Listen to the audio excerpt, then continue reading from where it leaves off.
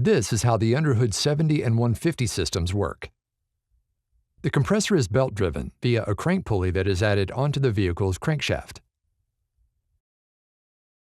When the operator turns the system on, the 12-volt clutch on the compressor engages, and the throttle control increases engine speed. Once the system is built up to operating pressure, the engine speed returns to base system idle and the system is ready to use. Compression occurs when air is drawn into the rotor housing where it is trapped between two spinning rotors. Compressor oil is injected into the rotor housing to create a seal, lubricate the rotors and bearings, and reduce heat.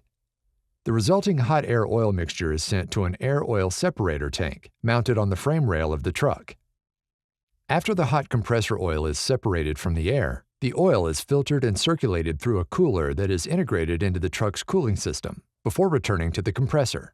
The compressed air is now ready for use. As the operator uses air, the throttle control will automatically increase and decrease engine speed to match air demand. When the operator turns the system off, the clutch disengages, engine speed returns to base engine idle, and any remaining compressed air is automatically blown out of the separator tank.